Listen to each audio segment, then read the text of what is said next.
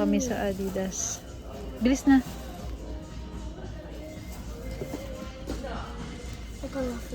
Naman tayo sa Nike, guys. Tingnan yung mga presyohan ng mga shoes, oh. $34. Meron nga dito $19. Bili kami ng shoes na Lupi tsaka ni Ate Baleng.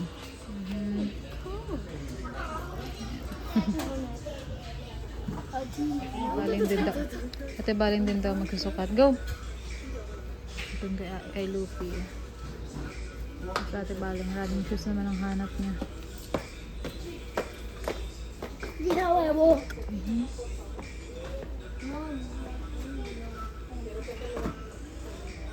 Dito rin kami sa Gap, guys. Kuha ko ng mga medyas ni Lupi para magkaiba sila ni Ate Baling, hindi sila magpalitan. Naka 40% off. Tapos yung brief din kukuha ko, naka 50% off sila dito.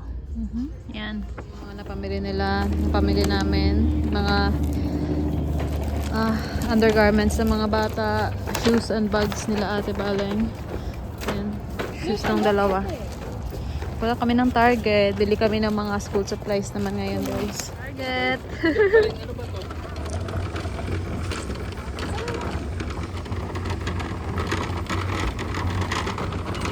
Target tayo, guys. Ayusin mo ang pag-drive, ate. Tayo ng mga gamit. Dito tayo sa Target, guys.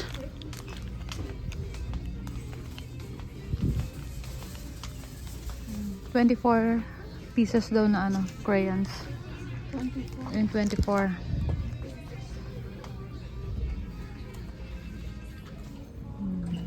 Maghanap sa atin ng mga gamit. So far, yan pa lang yung nabibili namin. So, ito. Nabudol kami ng Target. Ang dami na naman namin family, guys. OMG. So, ito. Bumili kami ng, actually, ito pang CR lang to ni Ate Baleng. Para matapos ko na talaga yun. Matapos ko na yung para CR ni Ate Baleng. Ayan. Wall shelf set. 5 na. Haul ko na lang isa-isa sa bahay siguro tong mga to. Kasi kanya hindi ko na na-haul dahil gamit ni Lupi ang cellphone. Bumili kami ng bag ni Lupi, tsaka ng lunchbox niya. Ito para sa CR sa taas. Lagayin ng mga kung anik-anik. Dalawa lang naman. So, ano to? Mga notebooks. So, ayan guys. So, gawin ko naman ang inyong vlogger's friend Control. And for today's video, today is July 13, 2026. Mag-haul tayo ng school supplies ng mga bata. Actually, hindi lang school supplies. Yung mga gamit nila pang school. This coming school year 2026-2027. So, si Ate Baleng is grade 8. Si Lucian is grade 1. So, ayan. Bumili na kami ng mga gamit nila. Mag-start na sila by August. So, tingnan natin. Start natin sa mga, dito yung mga resibo, di ko alam yung mga presyo nila. Start natin dun sa binili natin sa Nike. Yan, nandito yung receipt. Para alam ko magkano yung price. So, ano binili sa Nike? Shoes. Ito, start natin dito sa shoes ni Lupi, guys. Dito ako natuwa. Kasi, ano lang siya. Yung price na talaga dun is $29.97, pero nag-sale pa siya ng 40% off plus may member 10% off, ganyan-ganyan. So, yung final price niya is $16.18. Tingnan nyo naman, $16.18 lang siya. Nakakatuwa. Nike na siya, o diba? Doon sa outlet store sa may Ben, sa Tangers, Stangers yan. And then, kay Ate Baleng, ito yung kinuha niya, running shoes daw. Running shoes niya is Revolution 7. Nakalagay dito $49.99 minus 5% na 10% off sa store. So, yung final price is $44.99. So, not bad run. Yan lang. Simpleng running shoes. Pero tuwa talaga ako sa shoes ni Lupi, promise. Naging 16 na lang. O, diba? Ang ganda. Ito yung gusto ko dun sa shoes ni Lupi kasi mabilis lang siyang ipasok-pasok ganyan yung paa. Then, yung last sa Nike na binili is itong medyas ni Ate Baleng. So, yan. 3 lang. 3 pairs na medyas. It's $9.99. Dating $12. Tapos, nag-sale ng $9.99. Then, 10% off pa, nag-less ng $1.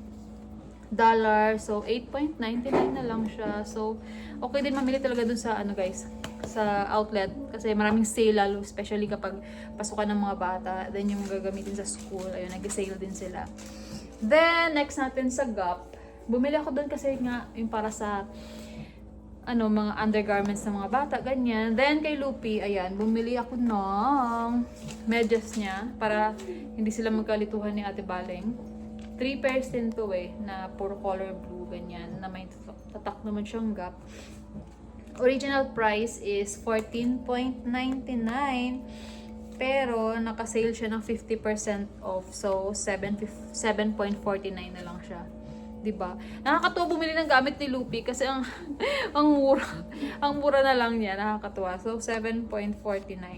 Diba? Perfect. Then, bumili rin tayo ng briefs niya kasi lumalaki na talaga si Lupi. Size 10 na siya ngayon, guys.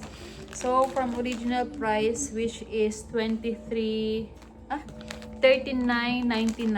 nag-sale siya ng 40% off. So, $23.99 na lang siya.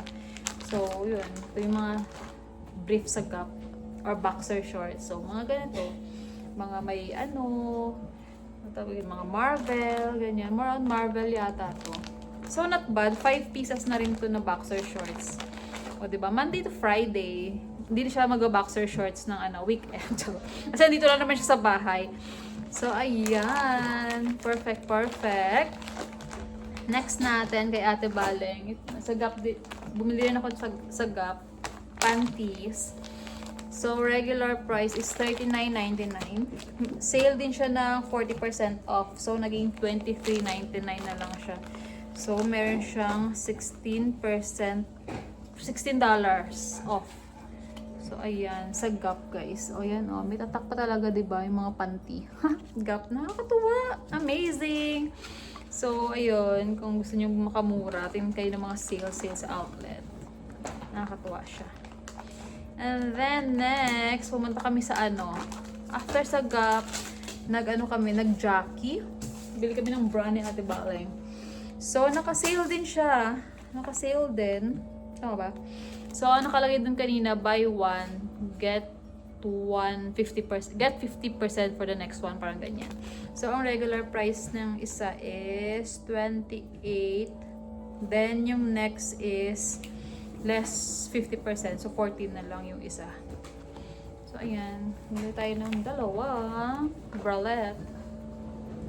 Then, from Jockey, bumalik kami sa Adidas para bumili ng bag at makuha ang bag na gusto ni Ate Baleng. So, this one is, magkano tong Adidas mo, ate? This one is $58. Pero nag-discount to, diba, Ate B? Magkano na nga lang to? $27.50. Parang 50% off dito yung backpack niya. Ayan, $27.50. May bagong backpack yung mga bata. Then, after that, syempre, bumili tayo sa Target, guys. Sa Target na tayo. Ito yung mga karamihan na binili namin is sa Target. Tingnan natin yung price. So, sa Target, start natin sa bag ni Lupi. Ayan, bumili ako ng bagong bag. Bumili kami ng bagong backpack ni Lupi. So, ito, Minecraft. Ayan. Meron na siyang may name, pwedeng lagyan ng name dito sa loob. May isa pa siyang pocket dito sa loob, bukod sa main pocket. Ayan. Maraming naka-sale doon na bag ngayon. Na mga school bag. Then may another bag pa dito. And then dito pwedeng ilagay yung name ng bata. So, ito yung Minecraft bag niya is $15 or $14.99. So, marami doon. $14.99, ganyan. Na mga character bag, batawag sa ganun. So, yun. Sa Target din kami bumili. And then, kasi si Lupi, grade 1, marami silang kailangan sa school, guys. So, ito, cotton wipes. Mga wipes. Kasi nga, diba, syempre mga bata, mabilis sila magdumi. So, na-require sila ng school magkaroon ng mga ganito. Sabi, 4 pieces daw na cotton na wipes. So, this is $7 7.99. Then, ito naman kay Ate Bale, yung kanyang, tawag dito, lunch bag. Bumili siya ng bago niyang lunch bag kasi mabaho na daw yung lunch bag niya last year. So, ito, may pangalan dito. Pwedeng lagyan ng pangalan. $15. All in motion yung tatak niya. Yan. Marami ding all in motion na, doon, na products. So, ayan. Meron na siyang, saan namin ito nabili? Sa Sam's Club yata. Yung Bent Go. So, ayan. Check natin kung kakasya siya dito. Sa Sam's Club natin to binili, diba ate? Kasi sira na yung niya, yung Bent Go. So, parang good for 1 year lang yung mga Bent Go, ganyan. Yan. Ito yung tsura niya. Hindi ko nakalimutan pa na magkano namin nabili ito sa Sam's Club. Pero, yan, good for 1 year lang siya. Para mabilis siya masira. So, ayan. Kasya naman dito.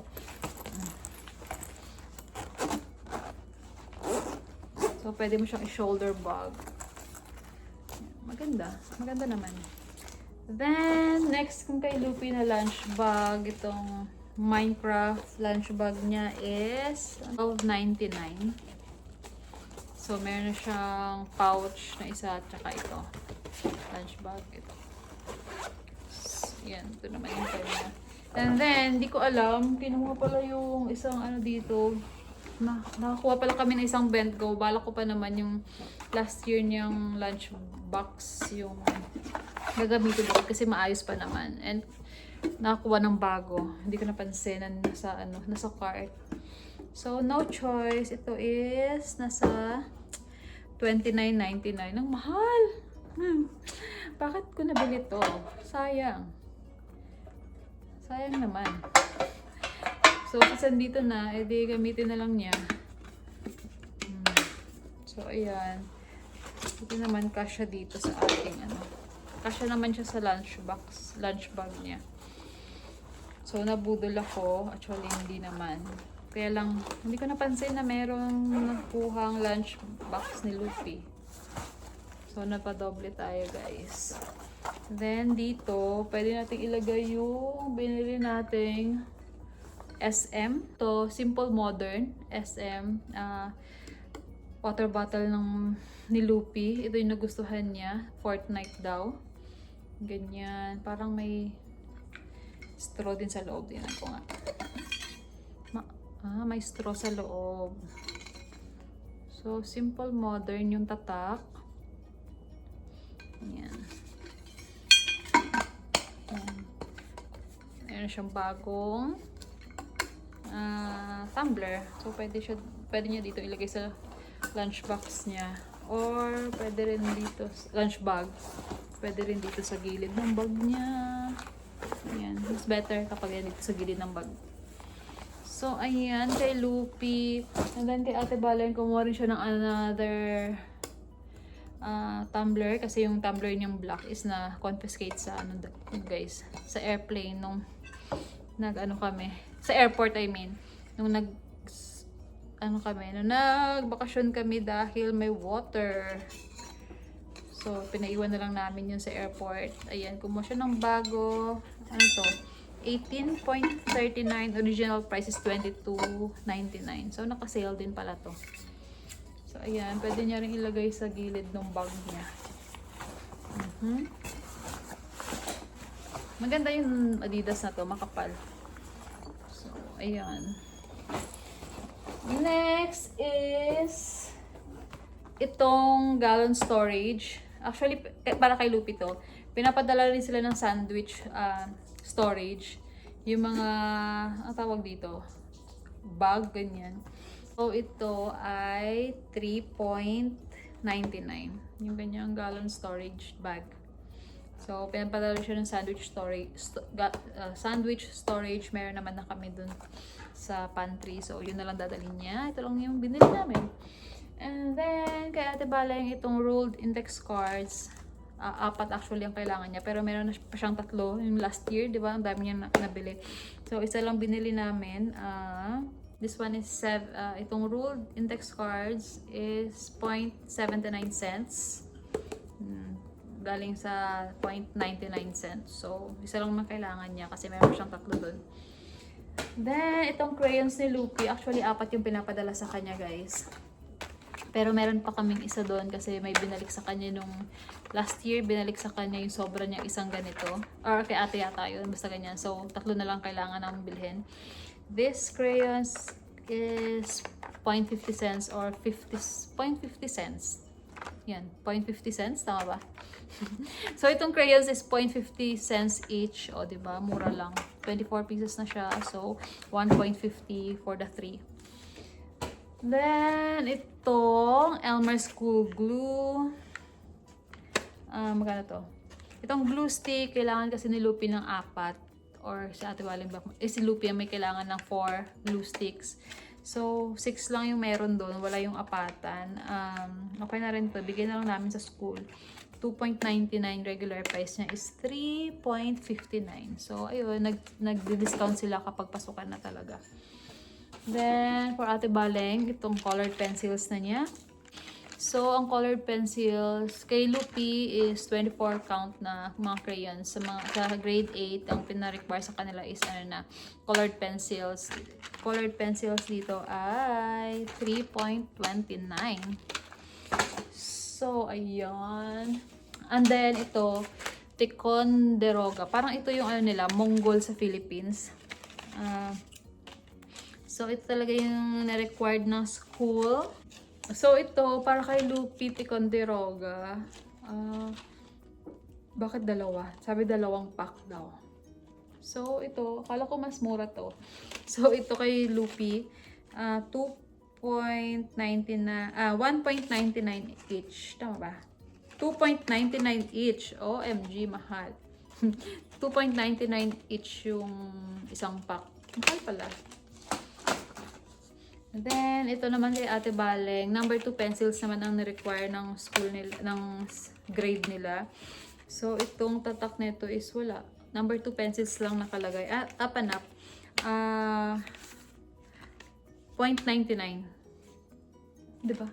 0.99 lang to. Mas marami. Ano na to? 24 pencils. Ito, 12. Tapos, tig 2.99. Bakit ganun? Dahil Ticonderoga ba to? Ito parang product yata to ng ewan ko, Up and Up. Mas mura to. 0.99 lang siya. Regular price niya is 1.99. Then, naka-sale. Naging 0.99 cents na lang. At pala ito na lang binili ko. Ay, hindi. Kasi na-require talaga ng school ni Lupi na Ticonderoga yung tatak. Ay, yung grade niya. Siguro baka mas matibay ito. Ewan ko. I don't know. Then, bumili tayo ng UB erase. Ano to? Pantasa, sharpener. Pero dito lang to sa bahay. Hindi naman na-require yung dalawa na magdala sa school. So, dito lang to para meron silang, marami pa silang stocks actually ng pencils dito from last year. Ang maganda lang sa school nila, binabalik naman yung mga excess school supplies nila. So, pwede pa nilang gamitin yung mga yun dito sa bahay pag may mga assignments sila. So, ito is 1.99. Not bad. Then, ito, ngayon ko lang to na laman, yung pencil erasers, pencil cup erasers. So, para kay Lupi to. So, ito, pencil cup erasers. Ngayon ko lang na-meet. Pencil cup erasers. May ganito na pala ngayon. Yung ganito, oh. Tapos, ilalagay mo yata to sa... Paano ba to pinapagana, ate? Hindi ko alam to paano pinapagana. Pencil cup erasers na to. Ito ba? Ganyan. Oo nga. Tapos ito na gagamitin mong pang erase. Perfect. Ganyan siya. Kapag naubos na yung eraser. So, dito na siya. 25 pieces na to. Ano lang, 0.49 cents. O, diba? 25 erasers na siya. Samantalang dati ako, nung bata ako, ninangat-ngat ko to para magkaroon ng eraser. Diba? Kapag naubos na yung eraser, ngangat-ngatin mo siya para papipi. Tapos pa yung lumabas na eraser. Next is erasers. Yung regular erasers naman. So, para yun kay Lupi. Para to sa kanya. Kasi na-require ng school. Then ito, 2 big pink erasers naman daw. So, ito is 49 cents din. Dalawa na siya. Ayan. O, diba? Ang galing ng ang galing ng mga school kung ano yung kailangan nila. Pink talaga ang laman niya. So, yun. 49 cents lang. Then, puro up and up na to. Then, itong 1-inch D-ring binder nila. Kasi, na sila ngayon, guys, mga Latin subjects. Si Ate Baling sa grade 8. So, hindi ko alam kung saan niya gagamitin. Science or math. Yan. Binder is 4.29 each. Medyo mahal. Yan. 1-inch binder. Tapos, sila Lupi naman, actually, pareho sila. Pinadala sila ng disposable plastic forks tsaka spoon. Meron pa akong spoon kasi yung galing pa yun sa birthday ni Lupi, hindi nagamit. Pero ubos na yung yung fork. So, ito na lang yung kay Lupi. Fork na lang binili ko. 2.49. So, not bad. 2.49 lang. Kasi meron pa akong meron pa kaming plastic spoon. So, forks na lang. Tapos, mga tissues na na-require din sa kanila. Hindi ko alam kung magkano to mga to. Itong 4 boxes ng facial tissue para kay Lupi. Ito rin para din kay Lupi. Sa school nila, na-require din sila ng actually 4 lang. So, sa akin yung extra. Tapos ito kay Balang, 2 lang. Kay ate, 2 paper towels lang yung na-require. Then, mga papers ni Ate Baleng. Ito pa pala siya, guys. Hindi pa natin siya nasama. Itong kanyang college-ruled na notebook. Ewan ko ano pinagkaiba nito sa mga college, sa mga notebook. Basta ito, college-ruled notebook. 2.79 para kay Ate Baleng. Ayan. Ano na siya, 200 for 2 subjects, ewan ko. And then, itong another kind of notebook. Wide-ruled naman nakalagay. Parang, nakalagay lang dun kasi spiral notebook. So, wala naman nakalagay kung anong college-ruled ba yun o ano. So, spiral notebook lang ang nakalagay, guys. So, this one is 35 cents each. So, 70 cents para sa dalawa. And then, reinforced wide-ruled filler paper. Ito naman nilalagay ito dun sa sa ganito, sa D-ring binder. Para, meron na siyang butas na 3 dyan. Yan o. May butas na siya, tapos ilalagay mo na siya dyan. Sa mga binder. Kapag in-open mo. Ganito sa kanila, hindi sa katulad sa atin. Ewan ko kung ganito na rin ba sa Philippines. Kasi sa Philippines yung naabutan ko yung notebook per subject. So, dito sa kanila, parang binder tapos ganun, fill na lang sila ng mga paper. So, yung filler paper dito is 2.79 each pack. So, yan. Then, graph paper or ito, yung graphing paper nila, may butas din siya. Ito, 1, 2, 3. Pwede mo rin siya ilagay dun sa ring binder.